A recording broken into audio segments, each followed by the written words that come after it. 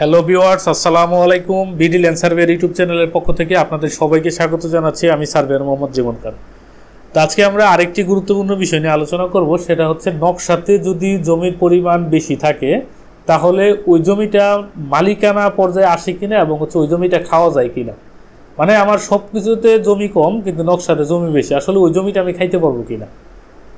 দেখুন, কোশ্চেনটা আগে বুঝুন যে আমার কি নকশাতে জমি বেশি কিন্তু দলিল খতিয়ানে কম, তখন আমি জমিটা খাইতে পারবো কিনা। তো এই বিষয়টার উত্তরটা যদি আমরা বের করতে যাই তখন আমাদের অনেকগুলো বিষয় জানতে হবে আগে। তো প্রথম আমরা জানি আমাদের মালিকানা ব্যবস্থা বা জমির যে জরিপ বা রেকর্ডগুলো আছে এগুলা এইভাবে আসছে যে একটা সিএস, একটা এসএ, একটা আরএস, একটা কি আপনার বিআরএস।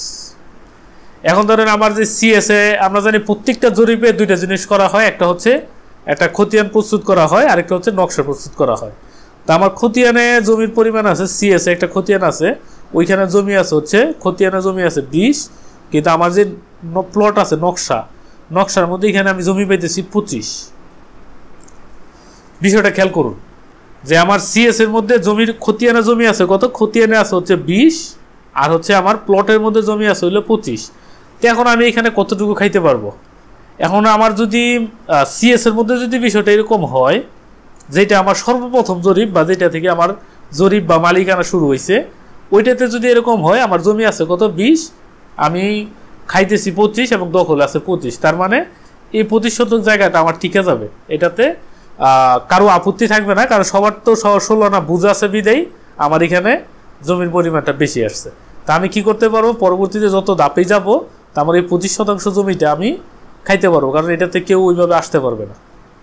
তো দেখুন, কিন্তু এখন আমি যদি এখানে আপনাদেরকে আরেকটু জটিল করে দিই বিষয়টাকে, সিএস নকশাতে যদি জমির পরিমাণ বেশি থাকে তখন কিন্তু আপনি জমিটা খাইতে পারবেন, কিন্তু এটা যদি আপনার আমরা জানি ম্যাক্সিমাম জায়গাতে সিএস আর এসে একই নকশা বা একই রকম, কিন্তু আরএসটাতে যে ডিফারেন্স, আরএসতে যা হয়েছে কি আপনার একটা জমি যেটা আমার মালিকানা জমির পরিপূর্ণ মালিকানাতে আছে হচ্ছে আমার 25, কত আছে 25, দলিল খতিয়ানে কত আছে, দলিল খতিয়ানে আছে হচ্ছে 25, কিন্তু আমার যে নকশা মাইবা আমি পাইলাম হচ্ছে 30, নকশা মাইবা কত পাইলাম 30 শতক।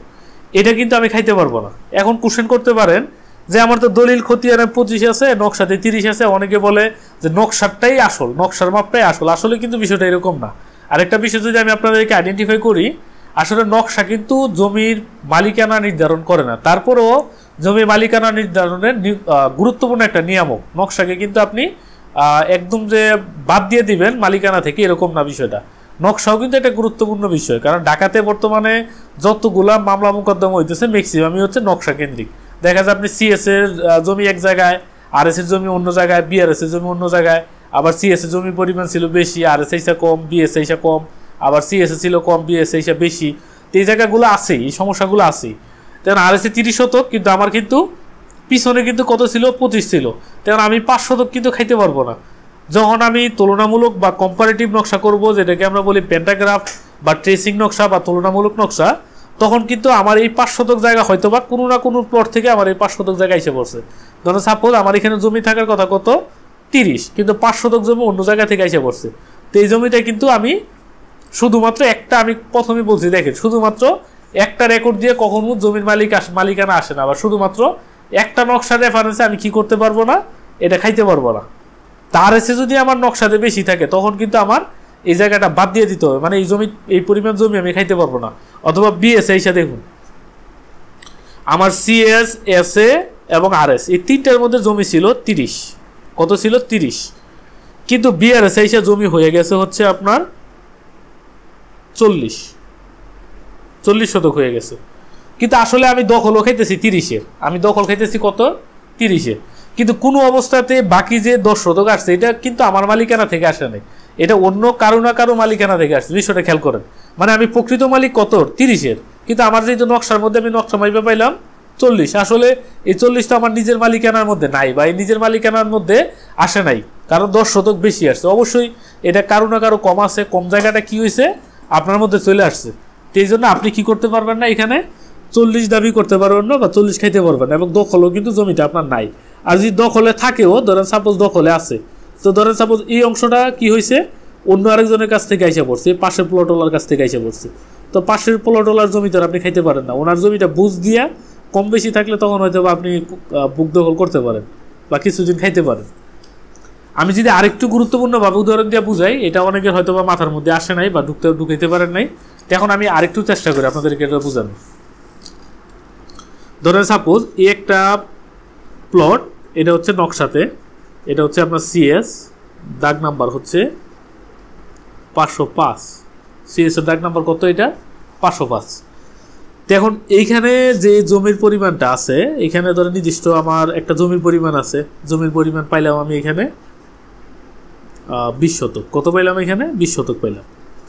তো যখন আমি কি করলাম, এসএতে গেলাম, এসেরও আমার কি হয়েছে, সিএস এর দাগটা ভাঙছে, সিএস এর 505, এটা ভাঙে হয়েছে আমার 607 হয়েছে, এটা আরএসএ ধরলাম। এটা কিসে? এটা হচ্ছে আরএসএ, এটা হচ্ছে সিএসএ। তো আরএসএ আমার হয়েছে 607, 607-এ আমি জমি পাইলাম হচ্ছে 2 শতক বেশি, 22 পাইলাম। কিন্তু আমি কিন্তু জমি কিনি নাই, খেয়াল করার বিষয়টা, আমি কিন্তু জমি কিনি নাই, আমার জমি যা ছিল 20 ছিল। আমি কি করলাম, জমি 22 পাইলাম। এই যে 2 শতক জায়গা পাইছি, অবশ্যই চারপাশে কোনো না কোনো জায়গা থেকে আমার এখানে 2 শতক জমি আইসা পড়ছে। এখন আমার এখানে জমি আইসা পড়লেই কিন্তু আমি জমির মালিক হইতে পারবো না, যদি আমার সিএস এর সাথে মিল থাকে। বিষয়টা খেয়াল করুন, আরএস যদি সিএস এর সাথে মিল থাকে, তখন ওই আরএস হচ্ছে 100% কার্যকর। কথাটা খেয়াল করেন, আরএস যদি সিএস এর সাথে মিল থাকে, তখন আমার কি 100% কার্যকর, অথবা আরএস যদি এস এর সাথে মিল থাকে, তখন আমি এটাকে 100% কার্যকর ধরতে পারবো। কিন্তু আরএসএ আছে, এসএতে সিএসএ নাই, তখন কিন্তু এটা কখনোই 100% কার্যকর বলে বিবেচিত হয় না। আবার ধরেন আমার এখানে আরেকটা জরিপ আছে, 3টা জরিপ আছে, এটা হচ্ছে বিআরএস, এটা কি আপনার বিআরএস। তো বিআরএস এ যে হয়েছে কি, জমির পরিমাণ আরও বাইরে গেছে, কিন্তু আসলে আমি ওই পরিমাণ জমি কিনে নেই। তো এই যে জমির পরিমাণগুলো আইসে পড়ছে, এটা কিন্তু আমি যেহেতু মালিক না, তার মানে কেউ না কেউ তো অবশ্য মালিক আছে, ওই মালিকের কাছ থেকে আমার অংশটা এসে পড়ছে। উনি যখন আমার এখানে কেস করবে, আমার প্লটে কেস করবে বা মামলা করবে, তখন কিন্তু যে পরিমাণে জায়গা আমার দাগে আইসা পড়ছে, ওই জায়গাটা উনি কাইটে নিয়ে যেতে পারবে, উনি কি করতে পারবো, এটা সংশোধনী করে নিতে পারবে। বিষয়টা বুঝতে পারছেন কিনা, যে জমির নকশাতে জমি বেশি থাকলে আমি জমির মালিক হইতে পারবো না বা খাইতে পারবো না, যদি মিল না থাকে। ধরেন সিএস এর সাথে এস এর মিল আছে, এস এর সাথে আরএস এর মিল আছে, এটা হচ্ছে 100% কার্যকর।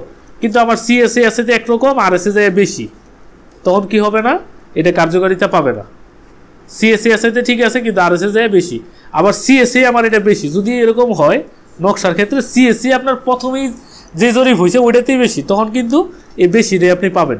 যদি দখল থাকে, দখল যদি আপনার রাখতে পারেন, সিএসএটাই আপনি কার্যকর করতে পারবেন, বা সিএসটা দিয়েই আপনি মামলাটা বা আপনার জমিটা বুক দখল করতে পারবেন, খাইতে পারবেন, অথবা সব কিছু আপনি করতে পারবেন। কিন্তু কেউ যদি কিনতে যায়, তখন কিন্তু নকশাতে যতটুকু আছে ততটুকু কিনবে না, কারণ আপনার কাছে কিন্তু অতটুকু বিক্রি করার রাইট নাই।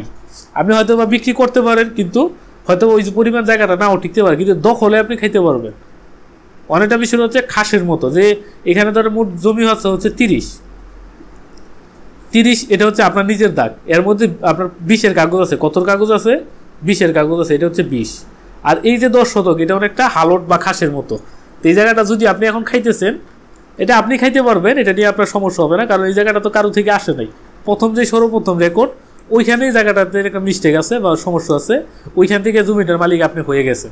তো এই জন্য এই জায়গাটাতে কেউ আপনাকে বাধা দিতে পারবে। কিন্তু সিএস বাদ দিয়া বা এসএ বাদ দিয়া আপনার আরএস বা বিআরএস দিয়া যদি কম বেশি থাকে, তখন কিন্তু আপনি ওই যদি এটার সাথে সিএস এর সাথে মিল না থাকে, তখন কিন্তু আপনি জমি খাইতে পারবেন না বা জমি টিকাইতে পারবেন না। এখন অনেকের যদি এরকম হয় যে আপনার সিএসএ কম আছে, আরএস বিএসএ বেশি আছে, তখন কিন্তু আপনি কি করতে পারেন, আপনার কাছে করার তেমন কিছুই নেই, এটা যার কম আছে উনি সংশোধন করে নেবে, একটা মামলা দিয়া বা যেইভাবে যেই সিস্টেম আছে ওই সিস্টেমে উনি সংশোধন করে নেবে। তা আশা করি বুঝতে পারছেন। আসলে নকশাতে যদি জমির পরিমাণ বেশি থাকে, তখন কিন্তু আপনি প্রকৃতভাবে ভোগ দখল করতে পারবেন না, যদি আপনার এটার ধারাবাহিকতা মিল না থাকে, পিছনের সাথে মিল না থাকে। তো আশা করি বুঝতে পারছেন। তো সবাই ভালো থাকবেন। আসসালামু আলাইকুম।